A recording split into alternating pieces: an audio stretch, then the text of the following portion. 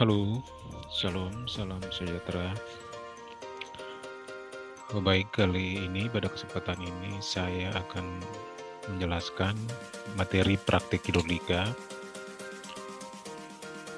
modul ke-6 tentang aliran melalui sifon spillway.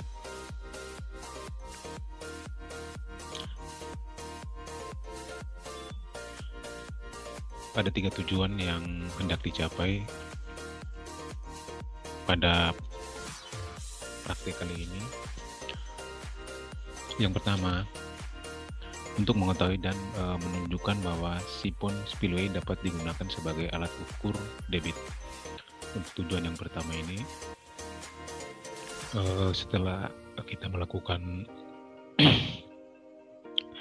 eksperimen dengan 5 kali debit yang berbeda, pada bagian akhir kita akan melakukan perhitungan. Dari hasil hitungan itu kita bisa dapat kalau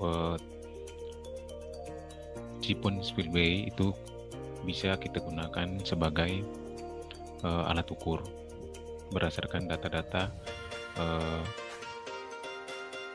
tinggi muka air di hulu dan data-data geometri dari sifon. Tujuan yang kedua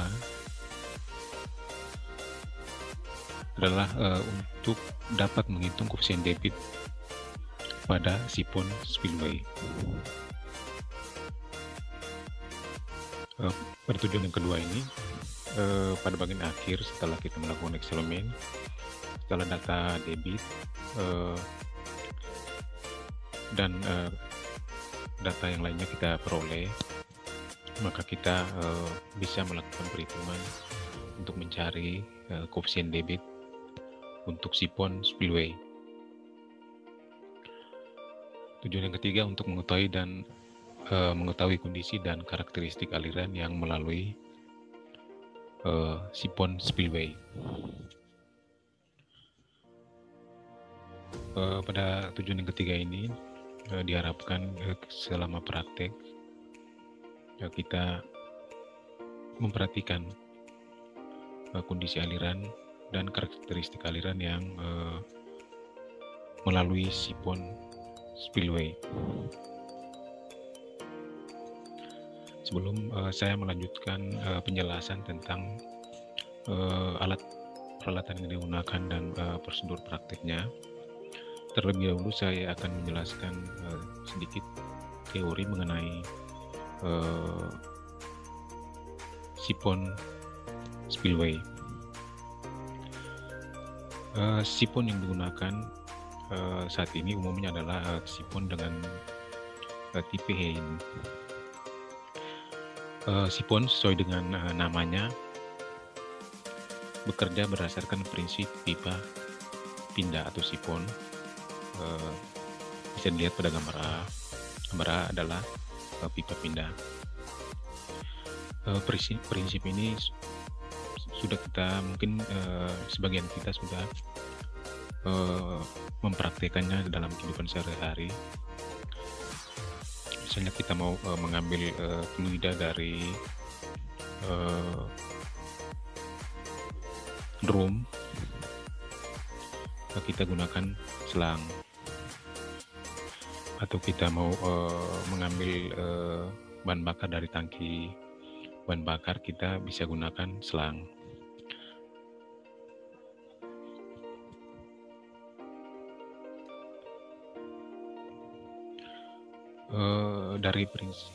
Dari pipa pindah ini kemudian Hein memodifikasi prinsip pipa ini untuk pipa pindah ini untuk kebutuhan teknik hidrolik khususnya sebagai pelimpah. Hein sendiri mematenkan temuannya pada tahun 1927. Hein ini seorang insinyur warga negara Jerman.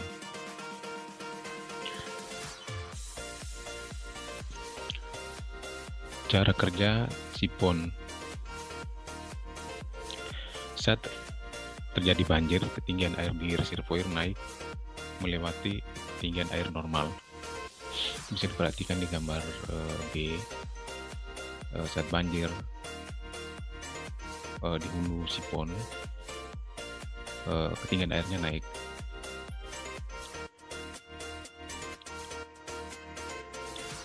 Kemudian air mulai tumpah sedikit demi sedikit di puncak spillway. Jadi di dalam sipon sendiri ada spillway-nya. Air yang masuk ini di gambar C, air yang masuk mendorong udara yang terperangkap keluar dari pelimpah. Udara yang terperangkap didorong air keluar lewat outlet.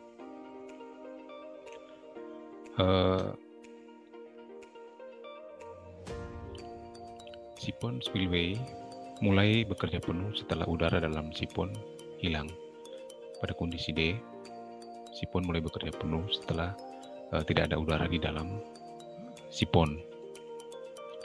Saat sipon bekerja penuh ini dinamakan dengan kondisi siponik. Proses mulai dari air tumpah di atas pelimpah sampai sipon bekerja penuh itu dinamakan proses priming sipon. Saat banjir surut, ketika permukaan air di reservoir turun di bawah inlet, udara mulai masuk dan aksi siponik terhenti. Saat level air sudah turun di bawah inlet, maka udara mulai masuk ke dalam sipon. Kalau ada udara yang masuk ke dalam sipon, maka kondisi siponik terhenti. Kondisi sipon bekerja penuh itu terhenti. Saat udara mulai masuk sampai kondisi siponik terhenti, itu dinamakan depriming dari sipon.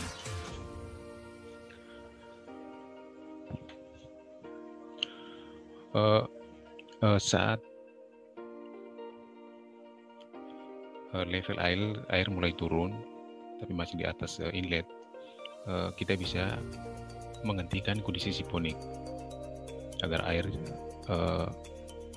jangan terlalu banyak masuk ke keluar lewat pelimpah. Misalnya kita mau menjaga level air di hulu tetap tinggi, kita bisa menghentikan kondisi siponik dengan cara kita memasang katup udara.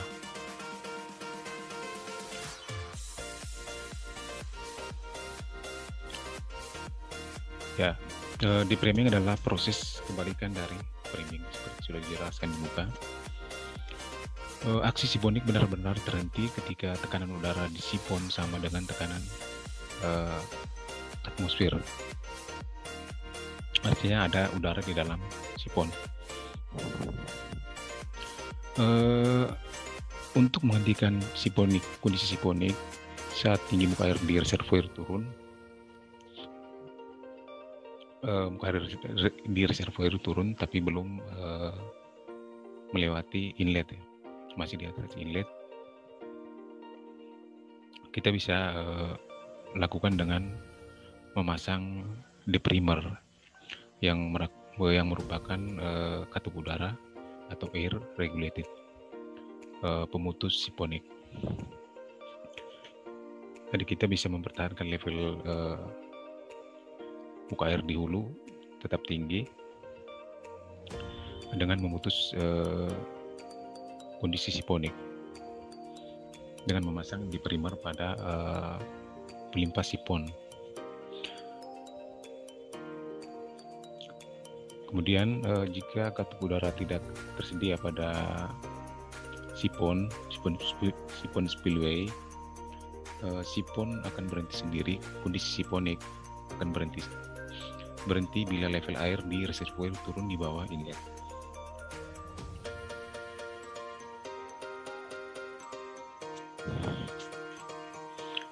Saat aliran rendah, sipon spillway bekerja seperti mercu pelimpah atau flow spillway.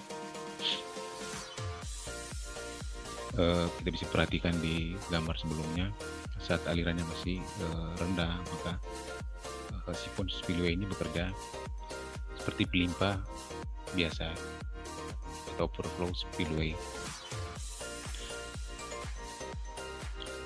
Dan perilaku alirannya sama dengan aliran pada saluran terbuka. Kemudian pada aliran yang lebih tinggi, sifon mulai bekerja penuh atau dalam kondisi sifonik. Pada kondisi ini, perilaku aliran yang terjadi sudah sama dengan aliran pada saluran tertutup. Debit yang dialirkan pada kondisi sifonik dapat dihitung dengan rumus G sama dengan CD kali A dikali 2GH. G debit aliran, CD koefisien debit, A penampang outlet dari sifon. Kita bisa perhatikan di gambar sebelumnya. Penampang outlet di sini sama dengan di tengah ya. Outletnya sama. Luas penampangnya ini A sebagai A dengan lebar dikali tinggi. H adalah tinggi operasi sifon spillway.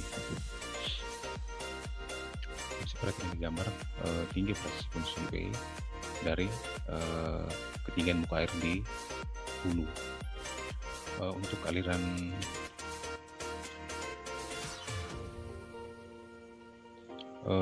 aliran medular atau aliran bebas, tinggi operasi dari sifon adalah dihitung dari ketinggian air di hulu sifon sampai ke tengah outlet. Sampai ke tengah outlet berarti sampai ke bagian atas outlet ditambah dengan setengah dari D.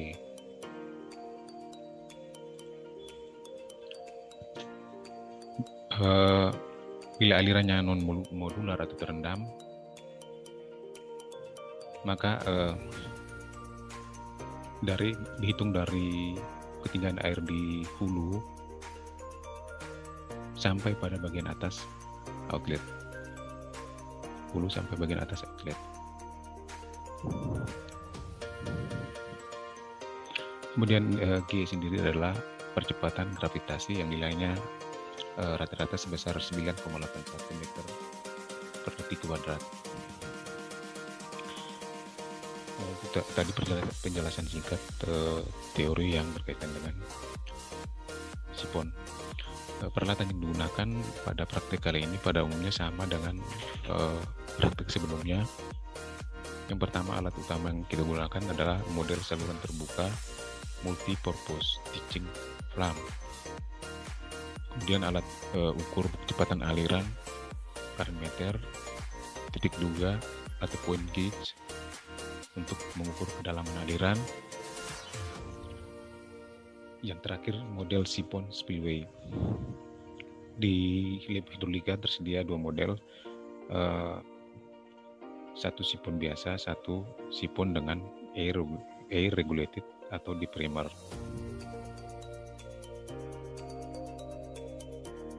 Langkah percobaan. Yang pertama, kita pasang model sifon spillway pada model saluran terbuka.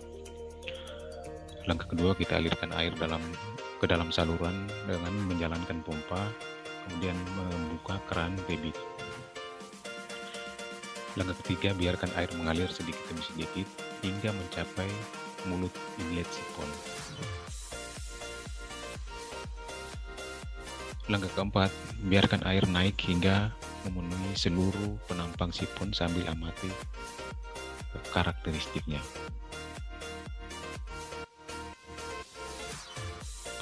Langkah kelima, kita ukur debit yang ada.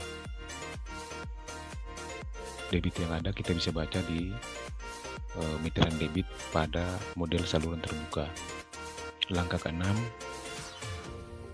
kita ukur ketinggian air di hulu.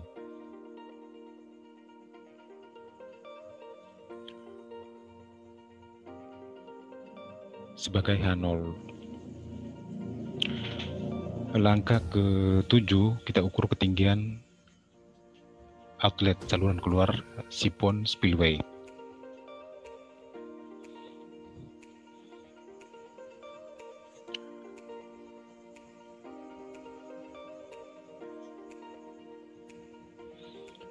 Untuk lebih jelasnya, silakan diperhatikan video demonstrasi berikut ini.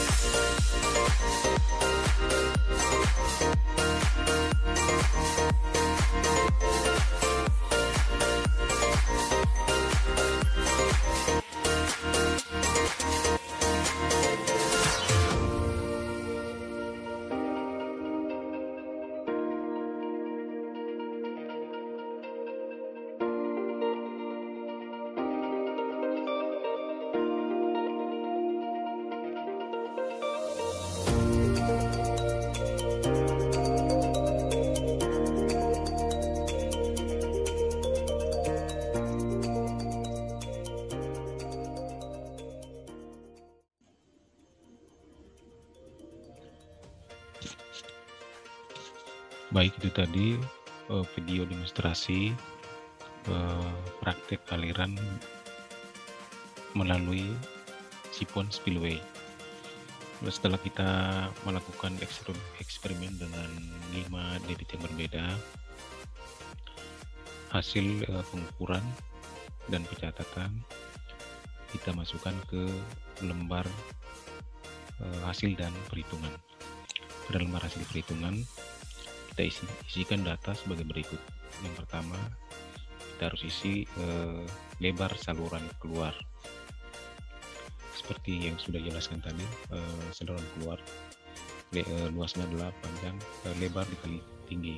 Kita ukur lebarnya berapa, kemudian kita masukkan ketinggiannya, tinggi saluran keluarnya atau D, berapa senti kita masukkan. Kemudian kita hitung luas penampangnya, datanya kita masukkan. Kita juga masukkan tinggi saluran keluar dari dasar. Kalau untuk aliran modular, tinggi saluran keluarnya kita hitung dari dasar ke tengah-tengah saluran keluar. Kalau untuk aliran non-modular, kita ukur dari dasar ke atas, bagian atas saluran keluar.